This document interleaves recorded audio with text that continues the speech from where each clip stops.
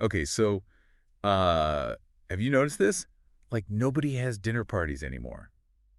Yeah, it is Like, interesting. my What? parents, they always had people over, it seems like. Right. But, like, nobody I know does that. Well, it's funny you should mention that because we found this statistic, and I got to tell you, it's it's pretty wild. Oh, really? Yeah. So apparently, dinner parties they're down like 90%. 90%. 90% since 1950. Wow.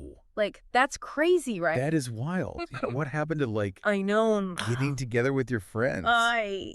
The good old days. Well, and that's what's so interesting about the source that we're looking at for this deep dive today, Okay. which is this newsletter from this guy named Twisty. Twisty. He's a chiropractor, but he calls himself a chiropractic growth coordinator. Yeah, okay. But the interesting thing is he is talking about this decline of dinner parties. Okay. And it gets you thinking about like what's going on with connection and community these days. So, like, how does a chiropractor get tied up in dinner parties? Yeah, well, I mean, his whole argument basically is that Yeah. people aren't having these shared meals anymore. Right. And that's leading to more loneliness and that actually impacts our well-being. So it's, like, actually bad for us to be... He's saying Yeah. lonelier. Yeah, it's not just like a, bummer. It's a bummer. Right.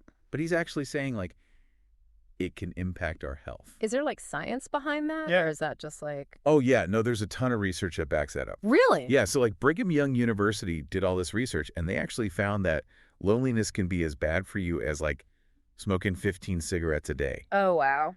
Isn't that crazy? Yeah, that is pretty crazy. And then even the University of Chicago found that loneliness can actually, like, increase your risk of dying early by, like, a third. Wow. So like... So it's not just a feeling. No. It's a real problem. Yeah, it's like a serious... The public health problem. public health problem. Yeah. Yeah. So, I mean, all those dinner parties that our grandparents were having, Right. there was a reason for it. Yeah. Maybe they were onto something. Right. Yeah. Now, I will say, Twisty, he blames this whole thing on outlawed lasagna and Bidenomics. He does. Yeah. So it's outlawed lasagna. He's like making fun of the COVID lockdowns and how we couldn't get together. Right.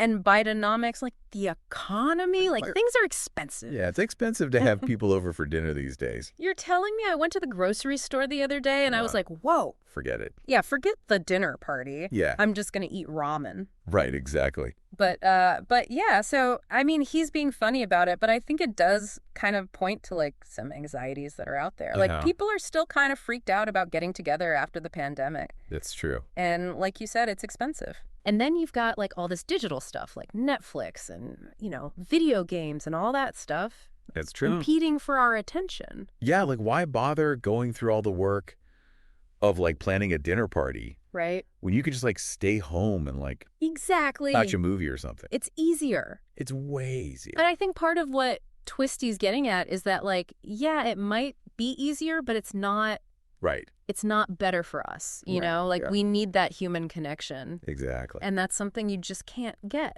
Right. through a screen. Yeah. And speaking of connection, he had this advice for other chiropractors about how to like build community with their patients. Yeah. And I thought that was really interesting. What'd he say? He said they should have like little meetups and workshops and stuff like that.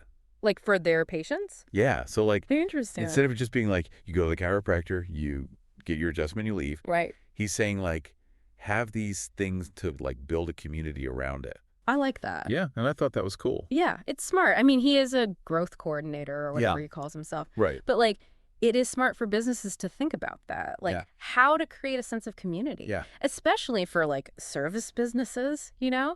Like think about those coffee shops that everyone hangs out at. Right. Or like that cool bookstore downtown. Right.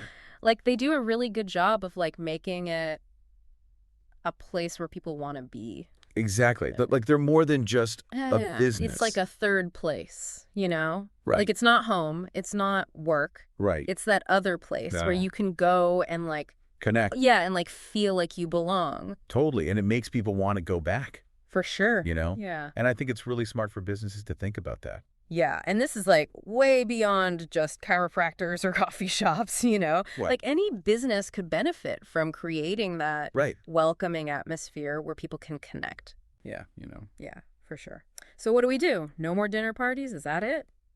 Well, luckily, Twisty has an answer for us. Okay. At the end of this whole newsletter rant, Yeah. he says, like, text someone and invite them over for dinner. Don't let the dinner party die. I love that. It's so good, right? Yeah. Like, he's basically saying, like, it's up to us Right. to keep this tradition alive. Like, Right. we don't have to let it die.